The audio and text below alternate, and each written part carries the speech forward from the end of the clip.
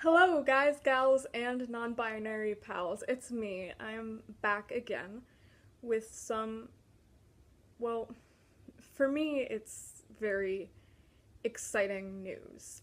Lately, I've been going to a lot more doctors, specifically a cardiologist and a neurologist.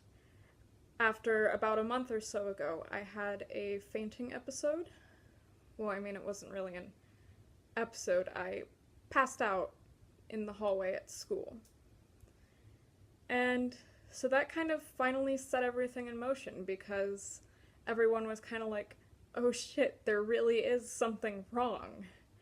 And so most frequently, I've seen my cardiologist.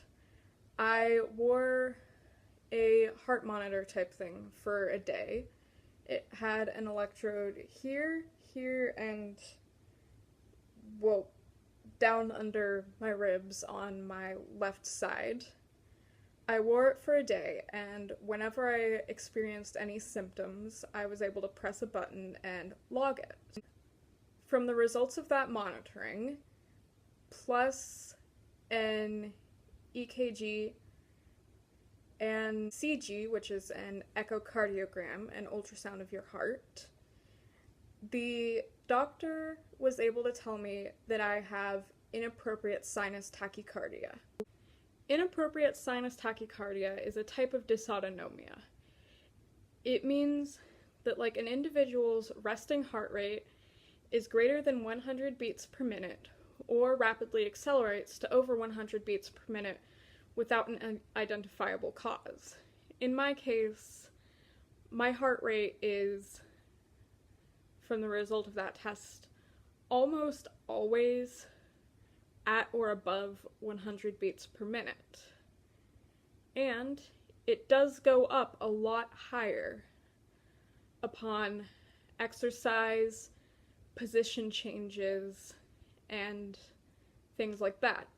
Some of the symptoms include heart palpitations and shortness of breath. These are not ones that I experience, but other symptoms of IST that I do experience are exercise intolerance, meaning that exercise is very hard on myself and my heart, because with minimal exertion, my heart rate will go up to 140, 150 beats per minute. That is another symptom of IST. Fatigue is another big one. Things that aren't necessarily symptoms but are common in people with IST is low blood pressure, which I have, dizziness, and presyncope and or syncope, which is the fancy doctor word for fainting. And all of those are things that I have experienced.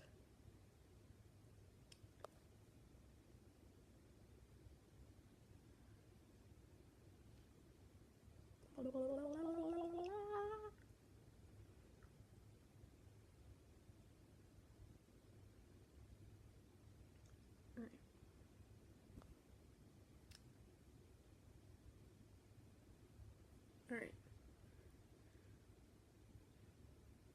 So I have started a new medication to help me with my symptoms. The medication I'm on, I can't remember the name of it, but it's to help increase my blood pressure. What it does is basically it tells my kidneys not to filter out as much salt as they're supposed to or usually do, because having a higher salt level will raise your blood pressure. At that doctor's recommendation, I have also started taking an iron supplement. That's up to 6 pills a day now. So, yeah, that's pretty much it. That is my newest diagnosis, and I just wanted to share that with y'all so that I can keep you as up to date as I can on my medical journey. So I'll see you next time if you decide to come back and watch my shit videos.